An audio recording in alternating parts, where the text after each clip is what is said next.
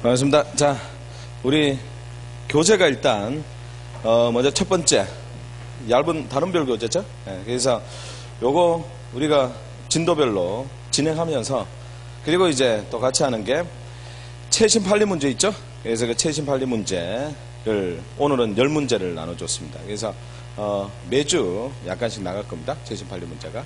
그리고 모의고사는 실제 시험처럼 칠 수 있도록 좀 이따가 또 도중에 나눠줍니다.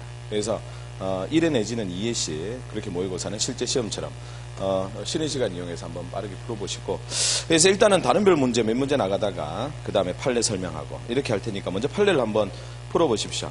판례를 풀고 나야 그 다음에 이제 뒤에 가서 제가 설명을 할 수 있으니까 쉬는 시간에 판례를 풀어보십시오. 지금 또 다 푼 사람도 있습니다만은.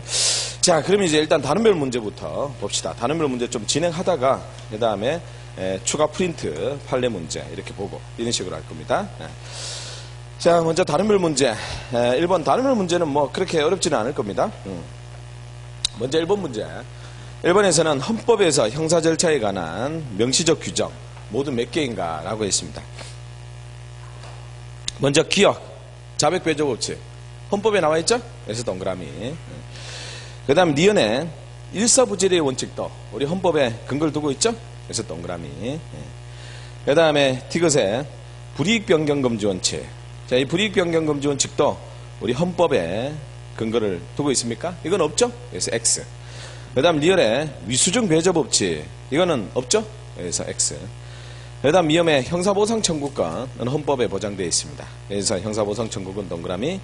그 다음에 비협의 증거재판주의는 형사소송법 307조에만 나와 있죠. 그래서 X가 되고. 그 다음에 자백보관법칙은 동그라미하고. 그 다음에 체포구속적부 심사 청구권도 동그라미. 이렇게 됐죠. 그래서 기억, 니은, 미음, 시옷, 이응. 그래서 총 5개. 답은 3번입니다. 그렇죠? 기본서 8페이지와 9페이지 사이죠. 그래서 8페이지, 9페이지. 얘기했죠? 저번 주에 기본서 페이지를 얘기한다고. 그래서 그 해당하는 부분을 좀 찾아보시고 모르겠는 사람은 찾아보고 이렇게 하라고 했습니다. 책을. 오케이. 자, 그 다음에 그래서 문제 틀린 것은 반드시 책을 통해서 확인하는 게 가장 좋습니다. 그 책에는 여러분들이 이미 정리를 해서 줄을 쳐져 있기 때문에 이렇게 해서 바로 확인할 수 있도록 그렇게 하는 거니까. 자, 그 다음에 두 번째 문제입니다. 다음 사안 중 형사소송법의 적용 범위에 관한 설명 중 가장 틀린 것을 찾아라고 했습니다. 1번에 미국 국적의 피고인이 서울에서 라고 했습니다. 그래서 외국인이 한국에서 범한 죄죠. 그러면 한국에서 저질렀기 때문에 장소적 적용 범위에 의해서 우리 재판권이 적용됩니다. 맞죠? 그래서 1번은 적용된다. 1번 맞고. 2번에 대한민국 영역 외라 하더라도 영사재판권이 미치는 지역에서는 우리나라 형사소송법이 적용된다라고 했습니다. 그렇죠? 대한민국 영역 내지만 영사재판권이 미친다면 그 영사재판권이 미치는 곳이라면 우리 한국의 형사소송법이 적용된다는 거. 오케이. 그 다음에 3번 지문. 국회의원의 면책특권에 대해서는 공소가 제기된 경우 공소기각 뭐가 돼야 됩니까? 판결이 돼야 되죠? 그래서 뭐 워낙 강조 많이 했던. 그래서 3번 틀렸습니다. 공소기각 결정이 아니라 공소기각 판결. 그 다음에 4번 지문에 캐나다 시민권자인 피고인이 캐나다에서 범한 위조사문서 많이 나왔죠 벌써? 그래서 외국인의 국외범이라고 하죠. 외국인의 국외범. 외국인의 국외법은 원칙은 우리 재판권이 적용되지 않습니다만은 그러나 내외 국통 유문인에 대해서는 또 우리 형사재판권이 적용되고. 그런데 그때 문자는 문서에 관한 죄인데 사문서는 또 포함되지 않는다. 그러니까 포함되지 않는 경우니까 결국 우리 형사소송법이 적용되지 않습니다. 그래서 답은 재판권이 없다. 맞죠? 틀린 건 3번밖에 없죠? 답은 3번 됐습니다. 그래서 1번에 11페이지가 되죠. 1번 지문은 11페이지. 2번 지문도 11페이지. 3번 지문도 11페이지가 되고 4번 지문은 판례 추록본 1페이지죠. 왜? 판례 별책부록 얘기합니다. 추록본 별책부록. 별책부록 1페이지. 오케이. 됐습니다. 그 다음 문제. 다음 형사소송법에 관한 설명이다. 가장 적절한 것 찾아라고 했습니다.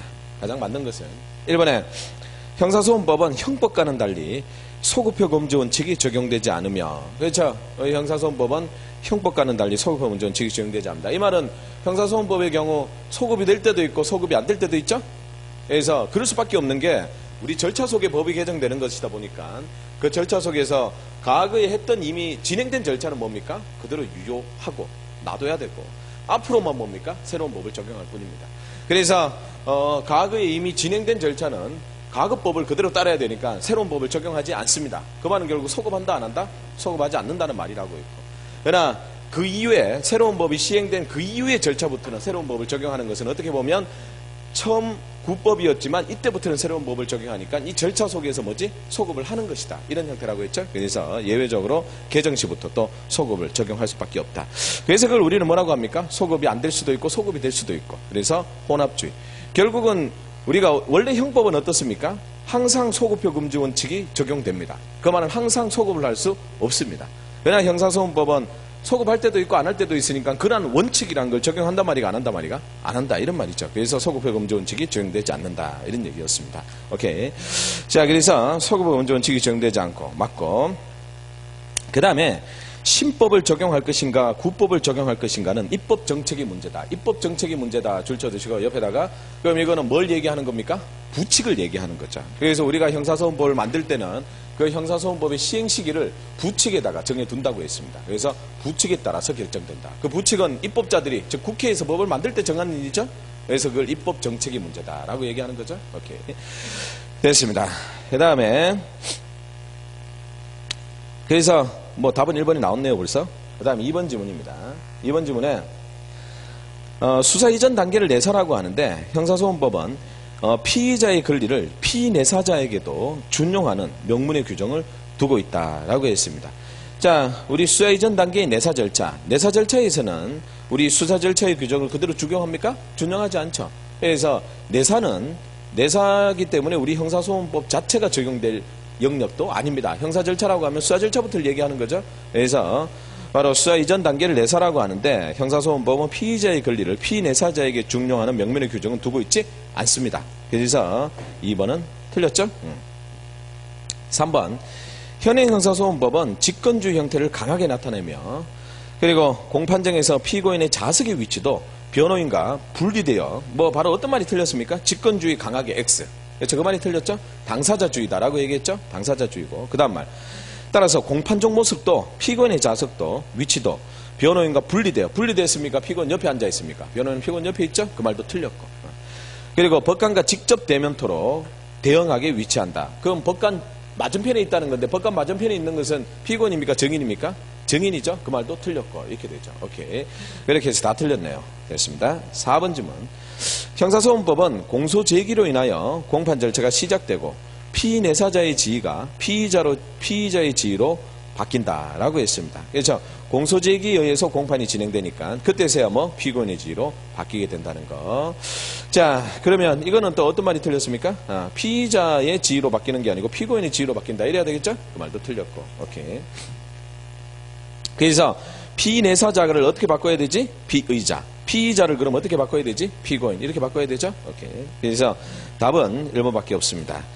자, 1번 질문은 바로 13페이지고 필요한 것들 이렇게 설명하겠습니다. 2번은 뭐 기본 원리 그대로 내사에 관한 얘기, 수사 절차에 나오는 얘기고, 그 다음에 3번 질문은 또 27페이지고 27페이지죠. 그 다음에 4번 질문은 또 75페이지고 이렇게 되죠.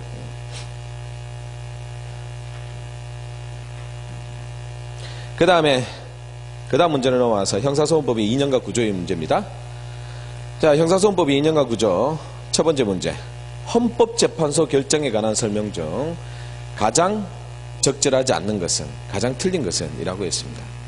먼저 1번 질문. 형사소송법상 구속기간의 제한 규정은, 자, 여기서부터 또 줄칩니다. 필요한 것들은 또 줄도 쳐가면서 또 특정 단어는 형광펜해가면서 할 테니까.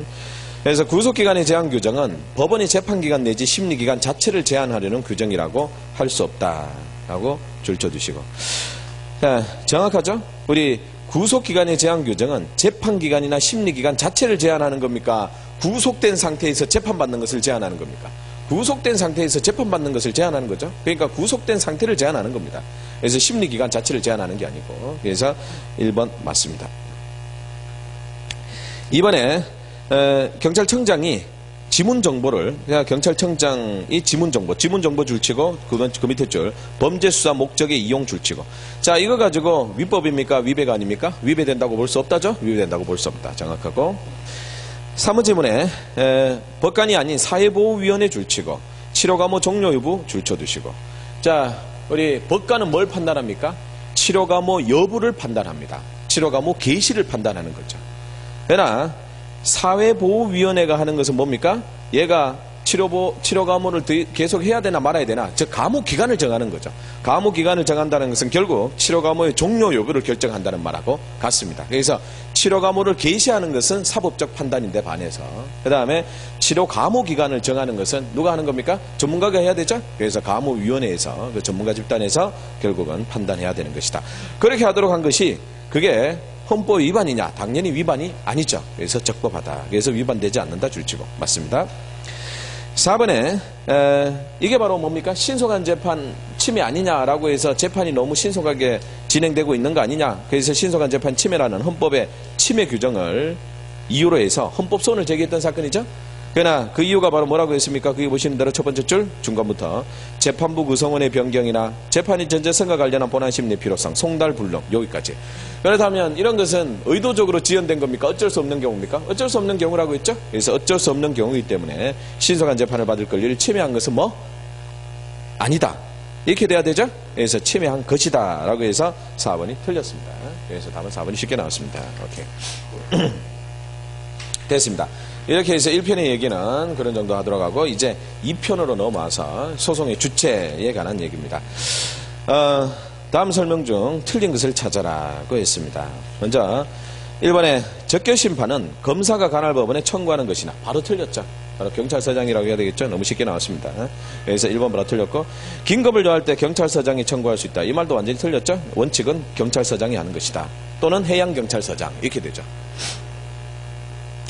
여기서 1번 답이 나왔습니다. 그 다음 2번에 법원에 필요한 경우에는 전문심리위원을 지정하여 소송 절차에 참여하게 할 수 있다. 자, 필요한 경우 이런 전문심리위원 지정하여서 소송 절차에 참여하게 할 수 있다. 결국은 항상 뭐 하는 것은 아니고 필요할 때마다 하는 거죠. 전문심리위원이라는 것은. 오케이, 정확하고.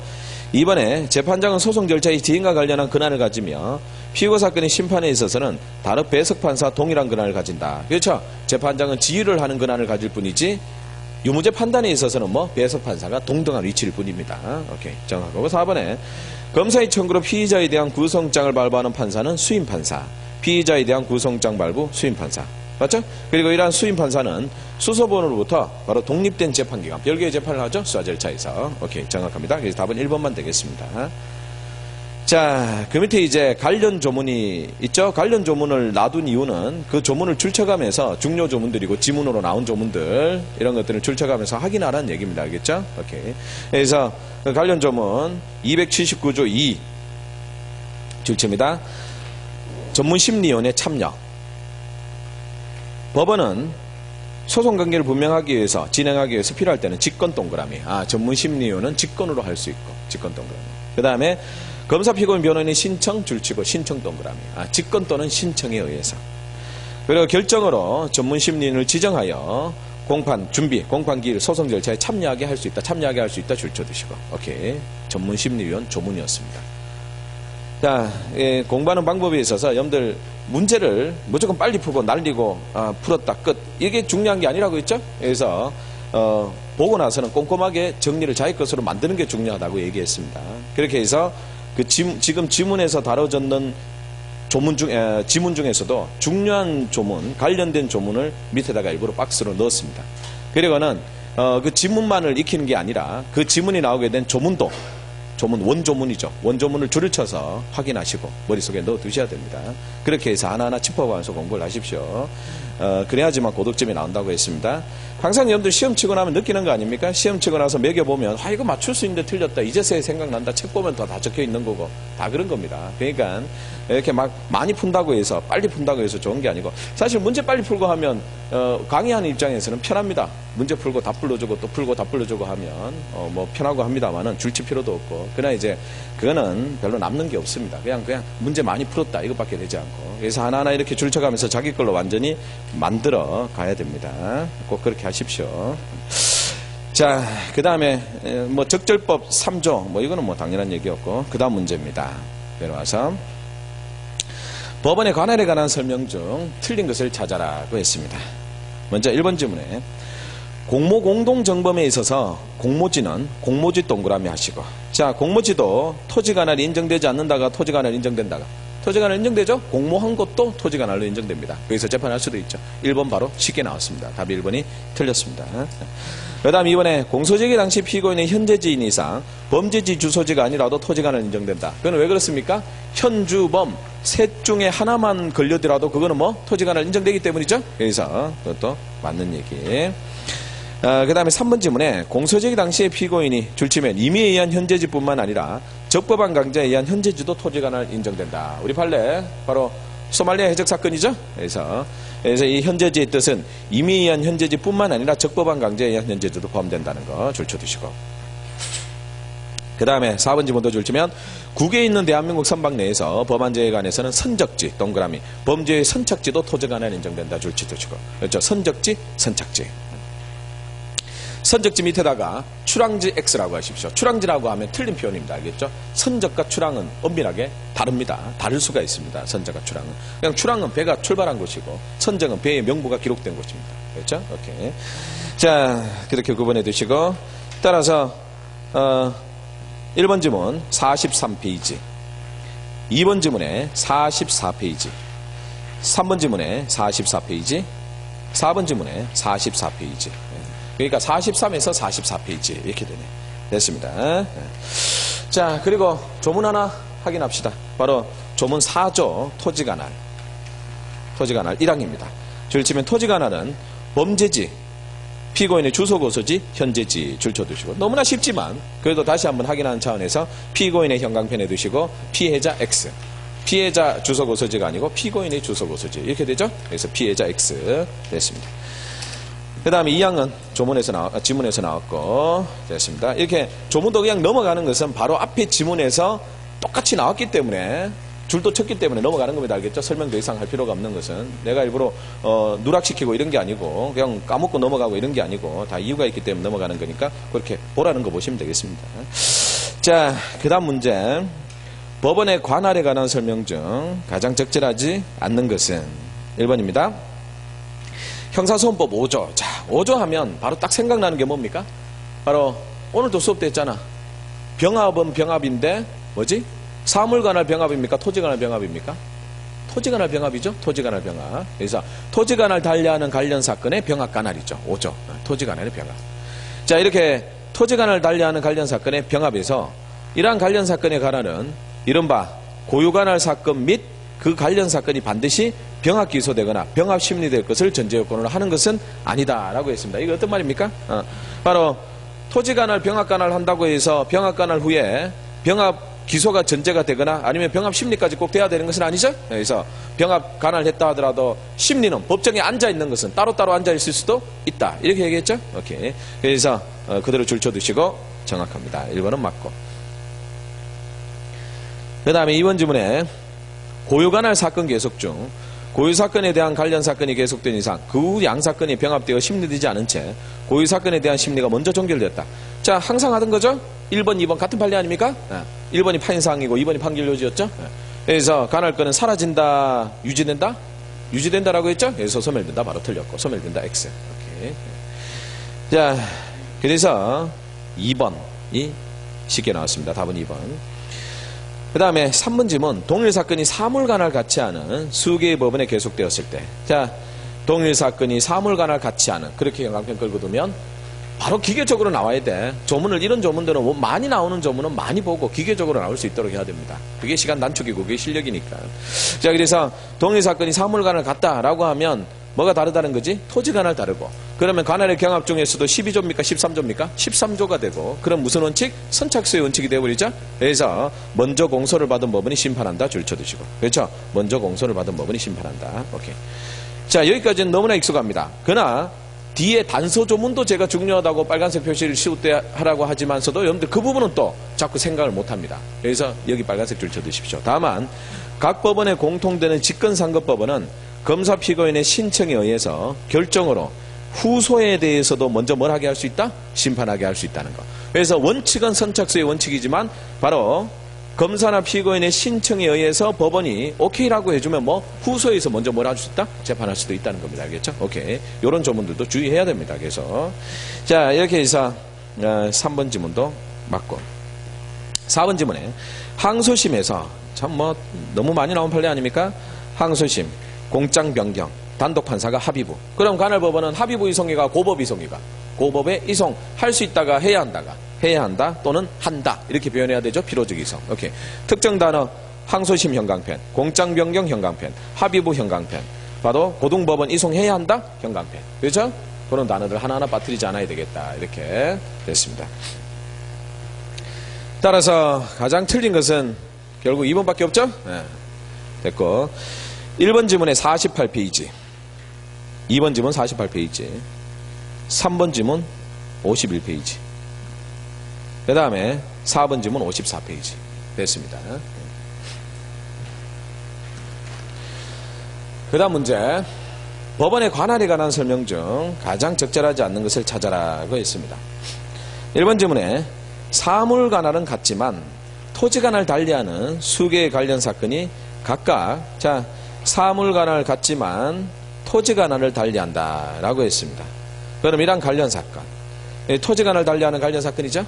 그럼 이란 토지 관할 달리하는 관련 사건의 경우에는 서울중앙지방법원과 부산지방법원에 계속된 때는 그러면 서울하고 부산하고 토지 관할 다르고 그러나 이거는 뭐가 같지? 사물 관할은 같다 이렇게 되죠. 그럼 토지 관할 달리하는 관련 사건이니까 이때 병합하는 것은 어떻게 해야 되지? 합의부가 아니면 신청이가 신청이죠. 6조? 그래서 검사 또는 피고인의 신청 빨간색 줄 치면서 그래서 대법원이 결정으로 한 개의 법원을 하여금 병합심리하게 할 수 있다 형광펜에 두시고 그렇죠. 병합심리하게 해야 된다가 아니고 뭐 할 수 있다 재량이다 이렇게 되죠. 오케이 됐습니다. 2번 지문에 또한 사물관할 달리하는 수개의 관련 항소사건이 야 그렇게 줄 줘두면 이거는 결국 어떤 관계지?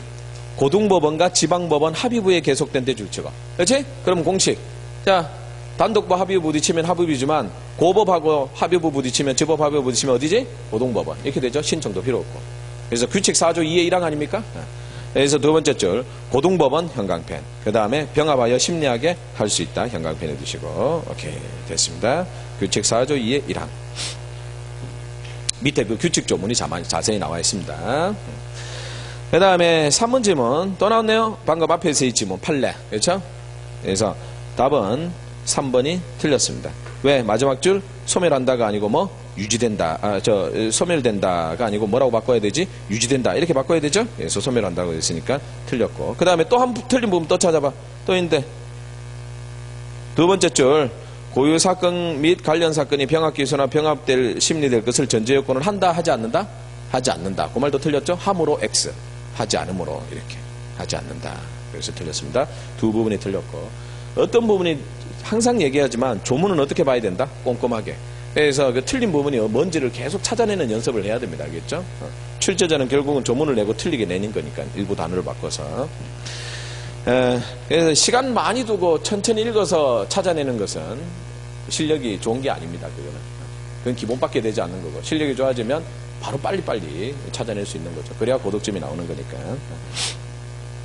그 다음에 4번 지문에 관할반이 선고된 사건에 대해서 관할권 있는 법원에 다시 공소가 제기된 경우에는 관할 위반 판결을 선고한 법원의 공판 절차에서 작성된 공판조서, 검정조서, 정의신문조서 등은 이후의 법원의 공판 절차에서 증거로 사용할 수 있다라고 했는데 자 4번 지문이 맞습니다. 왜 맞습니까? 우리 관할 위반을 한 경우라 하더라도 관할 위반한 곳에서 소송행위는 유효입니까? 무효입니까? 기억 안 나나? 관할 위반 판결 페이지에 나오잖아. 관할권 없는 곳에서 행한 소송행위도 유효다 무효다? 유효다. 효력에 영향이 없다. 그 말은 유효다. 이렇게 했죠? 평강편 했잖아 그게. 그래서 효력에 영향이 없다. 유효다. 그렇기 때문에 이 소송행위도 유효다 무효다? 관할권 없었지만서도 뭐 유효다. 이렇게 되는 거예요. 알겠죠? 오케이. 그래서 간할 건 없는 곳의 소송행위도 유효다라는 얘기였습니다. 간할 건 없는 소송행위의 효력도 유효다라는 조문. 오케이. 됐습니다. 그래서 4번 지문도 맞고, 그리고 4번 지문은 또 가장 최근 판례기도 하고, 또 한번 얘기하지만 요 최근 판례 지문에 들어가는 것은 우리가 최신 판례 여기 프린트를 통해서 하고, 우리가 또 판례 수업 때도 했지만 또 한번 중요한 최신 판례들은 문제풀이 때 또 한번 다 다룬다고 했었습니다. 오케이. 그리고 마무리 무료 특강 때도 가장 최근 판례 또 한번 쭉 설명한다고 얘기했었고. 됐습니다. 그렇게 해서 답은 3번만 되고, 3번만 되고, 앞에서 나왔던 그 똑같이 앞에서 이미 했던 페이지들은 다시 얘기하지 않겠습니다. 똑같이 나왔던 지문들 됐고, 그 다음 문제, 법관의 재척 기피에 관한 설명 중 가장 적절하지 않는 것, 틀린 것을 찾아라고 했습니다. 1번에 구송장 발부법관 0동그라미, 이거는 뭡니까? 영구보석의 0. 그러니까 재척된다, 재척사유 아니다, 재척사유에 해당하지 않는다 줄 쳐두시고, 그래서 1번 지문은 맞죠? 그 다음에 2번 지문, 약식명령 약 동그라미 해두시고. 자, 그런데 약식명령 주의해야 될 게 세 가지죠. 약식명령을 발부한 법관이 그 정식 재판에 관여했을 때, 그때는 동일신고니까 재척되지 않지만, 약식명령을 발부한 법관이 정식 재판에 항소심, 그러면 전심이니까 재척사유가 되고, 약식명령을 발부한 법관이 그 정식 재판에 항소심에 공판에는 관여했지만 판결 선고 전에 경질됐다, 그거는 전심이긴 하지만 관여가 아니기 때문에 재척되지 않는다라고 했죠. 그래서 2번 지문 약식명령 그것만 보면 안 되고 뒤에 말도 봐야 되죠. 그래서 약식명령 뒤에 뭐 1심 동그라미, 그러니까 이거는 뭐다? 재척사유가 아니다. 그래서 2번도 맞고. 3번 지문에 기피 사건에 대한 기피 신청에 대한 재판을 기피당한 법관의 소속법원 합의회에 결정해야 된다. 자, 우리 기피 얘기인데 기피 신청은 관할법원에 합니다. 그러나 기피에 대한 결정은 어디서 합니까? 합의부에서 하잖아. 그렇죠? 기피에 대한 결정은 합의부. 그래서 소속법원 합의부에서 결정 연강편에 두시고, 그렇죠? 기피에 대한 결정은 소속법원 합의부에서 결정. 항상 조문은 다 조문 문제잖아. 이런 거는 지금 조문은 꼼꼼하게 특정 단어를 현강편에서 그렇게 보는 연습이 가장 효율적인 방법이라고 했습니다. 자, 그렇게 해서 합의부에서 결정을 해야 한다. 그 다음 4번 지문에 당사자 증거 신청을 채택하지 않거나 이미 채택한 증거 결정을 취소했다면 재판에 공정을 기대하기 어려운 객관적 사정이 있다고 할 수 있어서 기피 원인이 된다. 자, 이거 기억납니까? 우리가 기피는 불공정한 재판을 염려인데, 이거 가지고 우리가 불공정한 재판을 염려라고 할 수 있나 없나? 할 수 없다. 왜? 옆에다가 적어 두시면 증거에 대한 결정, 증거 결정 밑에다가 증거 결정은 뭐지? 법원의 뭐지? 재량. 그렇죠? 법원의 재량. 이 증거 결정은 법원의 재량이므로 이렇게 되죠. 증거 결정은 법원의 재량이니까 그거 가지고 불공정하다고 말할 수는 없다. 됐습니다. 그런데 4번 지문에 기피 원인이 된다라고 해서 틀렸죠? 그래서 답은 4번이 쉽게 나왔습니다. 밑에 조문 됐고. 자, 그 다음 문제입니다. 다음 17조 재척사유에 관한 설명 중 옳은 것은 모두 몇 개인가? 맞는 것을 다 찾아라고 했습니다. 먼저 공소제기 전에 검사의 증거보전 청구에서, 자, 증 동그라미 해두시고, 환약제 정정 연고보석 정선의 정이죠. 그럼 이거 가지고 재척사유가 된다 안 된다? 이건 재척사유가 될 수 없다. 그래서 전심재판에 관여라고 할 수 없다. 줄 쳐두시고. 그래서 맞습니다. 동그라미. 그 다음에 약식명령을 발부한 법관이 정식재판에 항소심에 관여했다라고 했습니다. 자, 약식명령 줄치고 항소심 동그라미. 그럼 이때는 뭐가 되지? 바로 재척사유가 될 수 있다. 맞죠? 그런데 재척 기피 원인이 될 수 있다. 그러면 맞겠나 틀리겠나? 생각해 보십시오. 재척되는 것은 맞습니다. 근데 기피 원인이라고 되어 있습니다. 그럼 맞습니까? 그래도 맞죠? 왜 맞습니까? 기피 사유는 뭐지? 모든 재척 사유는 다 기피 사유니까 그렇게 되죠. 그리고 그 외에 기타 불공정한 재판 아닙니까? 그래서 재척 사유는 항상 뭐가 된다? 기피 사유가 된다. 알겠죠? 오케이, 됐습니다. 그런 거에 함정에 빠지면 안 되고, 그래서 재척 기피 원인이 된다. 장악하고. 그 다음에 다는 재척 사유가 있는 법관이 재판에 관여했을 때는 절대적 항소 이유와 절대적 항소 이유와 상고 이유가 된다. 자, 재척 사유 마지막 부분에 줄을 칠 뿐만 아니고, 이거는 또 저 뒤에 상고 파트에서 나오는 얘기이기도 합니다. 상고편.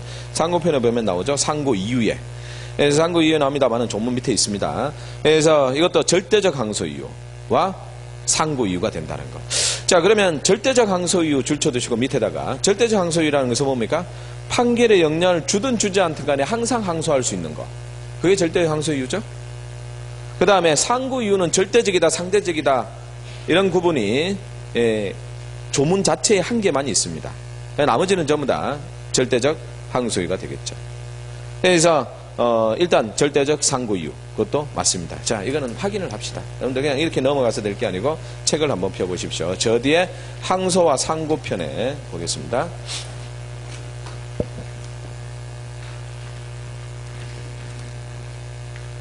자, 먼저 826페이지를 보시면 826페이지에 밑에 박스에 상대적 항소이유, 절대적 항소이유 있죠? 그러면 지금 이 지문처럼 재척사유가 있는 법관이 재판에 관여했다. 그러면 요 항소 이유 중에서도 어디에 포함되겠습니까? 재척사유 있는 법관이 판결에 관여했다. 그럼 얘는 구성원이 되면 안 되는데 구성원이 됐다 이 말이죠? 그러니까 절대적 항소이유의 두 번째 점 봐봐. 절대적 항소이유 두 번째 점에 뭐? 판결법원 구성의 위법 이렇게 되죠. 그렇지? 그럼 판결법원의 구성의 위법이니까 이거는 판결 영향을 주든 주지 않든 간에 항상 뭐가 될 수 있다? 항소될 수 있다 이 말이죠. 항소 이유가 된다. 그래서 절대적 항소 이유 됐죠? 그 다음에 또 상고 이유는 여기 밑에 조문에다가 넣었습니다. 일단은 그렇게 절대적 항소 이유가 되는구나. 됐고 그 다음에 법관이 사건에 관하여 사법경찰관이 직무를 행한 때도 당해 사건에 관한 재척사유가 된다라고 했습니다. 그래서 사건에 관한 사법경찰관의 직무 여기 바로 17조 몇 호 사유지? 6번째 사유 아닙니까? 그래서 이것도 재척사유가 된다. 오케이. 그래서 다 맞습니다. 그래서 답은 4번이 되겠고 자 조문 관련 조문을 좀 부족한 부분을 꼼꼼히 채워보겠습니다. 자 가면 조문 박스에 17조 1호 법관이 피해자인 때 줄 쳐두시고 그렇죠? 법관이 피해자면 뭐가 된다? 재척사유다. 2호 법관이 피고인 또는 피해자의 친족 또는 친족관계가 있었던 자인 때 그렇죠? 이런 경우도 재척사유죠? 지금 한번 쭉 줄을 쳐가면서 보십시오. 이렇게 3호 법관이 피고인 또는 피해자의 법정 대리인이나 후견 감독인일 때 그런 것도 재척사유고 4호에 법관이 사건에 관해서 증인이 된 때 뭐 증인이라고만 봐도 되겠죠? 증인이 된 때 증인석에 서서 증언하고 나면 재척이 됩니다. 그 다음 5호에 이건 됐고 그 다음 6호에 법관이 사건에 관해서 검사 또는 사법경찰관의 직무를 행한 때 여기 6호죠? 그리고 이제 7호가 뭡니까? 법관이 사건에 관해서 전심재판 또는 기초가 되는 조사심리에 관여했을 때 그래서 그거는 이 지문에 해당하지 않기 때문에 넣지 않았습니다. 됐습니다. 자, 그 다음에 그 383조 상고 이유도 보십시오. 상고 이유. 이 상고 이유의 경우를 보시면 다음 사유가 있을 때는 원심 판결에 대한 상고 이유가 될 수 있다. 그렇죠? 그래서 1호, 2호, 3호, 4호 이런 것들이 전부 다 상고 사유가 되는 겁니다. 그래서 이런 것들은 상고 사유. 이런 것들은 굳이 상고 이유는 뭐 절대적, 상대적 이런 말을 구분하지가 않습니다. 그래서 그냥 상고 이유다 뭐 이렇게 얘기를 하죠 보통. 자, 그렇게 해서 상고 이유에 또 해당한다. 그 다음에 그 다음 문제는 내려와서 이제 깊이로 넘어가겠습니다. 깊이. 우리 깊이 신청에 관한 설명 중 틀린 것을 찾아라고 했습니다. 깊이 신청에 관한 설명 중 틀린 것. 먼저 1번 지문에 소송 지연을 목적으로 함이 명백했을 때는 깊이 신청을 받은 법원 법관은 결정으로 기각한다. 자, 그 줄 쳐두시고 이걸 우리 뭐라고 합니까? 간이기각 결정이라고 하죠? 그래서 간이기각 결정 이렇게. 그래서 깊이 신청을 받은 법원 법관이 결정으로 기각한다. 간이기각 결정이고 간이기각 결정은 심리를 합니까? 심리를 하지 않습니까? 심리하지 않고 그러면 이 간이기각 결정을 하는 주체는 합의부입니까? 소속법원 합의부입니까? 받은 곳입니까? 받은 곳. 주의해야 되죠? 그래서 현강편하십시오. 깊이 신청을 받은 법원 법관 현강편하시고 깊이 신청을 받은 법원 법관 그리고 그 밑에다가 소속법원 합의부 X라고 하십시오. 소속법원 합의부 X. 소속법원 합의부에서 하는 게 아니고 깊이 신청을 받은 법원 또는 법관이 기각결정한다. 이걸 바로 간이기각결정이라고 한다. 알겠죠? 주의해야 돼. 그런 것들을 시험장 가보십시오. 이걸 이제 깊이 신청을 받은 소속법원의 합의부에서 기각한다. 이러면 그럴듯해. 틀린다고 또 그러면. 또 박스 문제 나오면 그렇게 꼼꼼하게 해놓지 않으면 박스 문제는 또 다 틀리고 다 맞춰야 되니까 박스 문제는. 이렇게. 자, 그렇게 해서 소속법원 합의부가 아니고 깊이 신청을 받은 법원 법관이 한다. 이걸 바로 간이기각 결정이라고 한다. 오케이. 됐습니다. 그래서 1번은 맞는 얘기고 2번 지문에 소송 지연을 목적으로 함이 명백하다는 이유로 한 기각 결정에 대해서는 즉시 항고를 한 경우 재판이 집행은 정지된다라고 했습니다. 자, 소송 지연을 목적으로 함이 명백하다고 한 기각 결정 줄치고 이 기각 결정은 바로 또 적어도 무슨 기각 결정? 간이 기각 결정이죠. 그런데 이 기각 결정은 간이 기각 결정이죠. 그런데 이러한 간이 기각 결정은 자 기피 신청을 하더라도 공판 절차를 정지합니까? 정지하지 않습니까? 공판 절차를 정지하지 않죠? 계속 진행하잖아? 그런데 재판이 집행은 정지된다. 즉시 항고했을 때 이렇게 됐죠. 즉시 항고했을 때도 재판이 집행은 정지된다. 자, 세 가지로 구분해 봅시다.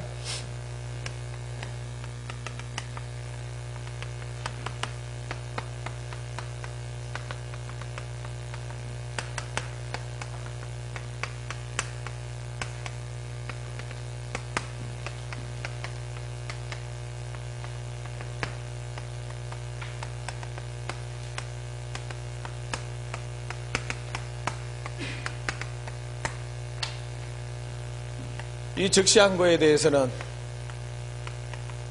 집행정지 효력이 발생하죠.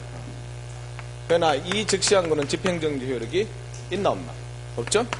그리고 이 기피 결정에 대해서는 아예 즉시 항고가 될 수 있나 없나? 없죠. 이렇게 3단계 알겠죠? 이렇게 3개 됐습니다. 중요하죠 이거? 그렇게 해서 2번 지문이 틀렸습니다. 그리고 3번 지문. 자, 3번 지문은 판결 선고 절차가 시작되어 재판장 이후에 요지 상당 부분을 설명하는 중 그 공판 절차에 참여한 법원 사무관에 대한 기피 신청과 동시에 선고 절차 정지를 요구하는 것. 자, 이런 것들 소송 절차 정지를 요구하는 것 줄쳐 두시고 소송 절차 정지를 요구한다라고 했습니다. 그러면 이거 가지고 충분히 뭐지? 소송 지연을 목적으로 함이 명백한 것이다. 그렇게 줄쳐두시고. 그렇죠? 이런 것은 소송 지연을 목적으로 함이 명백한 것이다. 이렇게 되죠? 그래서 이 기피 신청은 뭘 해야 된다? 부적법이니까 무슨 기각 결정? 이것도 간이 기각 결정을 해야 되는 경우죠. 간이 기각 결정. 이때도 간이 기각 결정을 한다. 자, 왜 이게 소송 지연을 목적으로 함이 명백합니까? 첫 번째 줄에 나와 있다시피 판결 선고 절차가 시작되고 이미 이제 선고 시작하고 이유 요지 다 하는데 갑자기 손 들고 기피 신청하겠습니다. 이렇게 했다고. 이건 분명히 뭐지? 선고 절차를 지연시키기 위한 목적인 거죠. 그래서 이런 경우는 심리할 것도 없이 뭐 간이가 결정한다. 그리고 우리 책에서 하는 이 판례 기억이 납니까?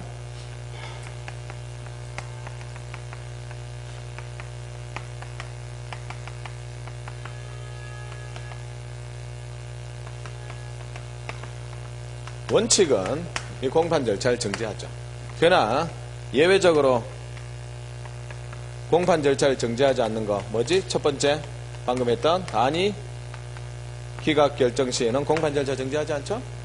그 다음에 구속기간 만료인 바 공판 절차 정지하지 않죠? 그 다음에 구속기간 갱신 정지하지 않죠? 그 다음에 지금 방금 했던 뭡니까? 판결 선고. 이것도 정지하나 정지하지 않나? 정지하지 않죠?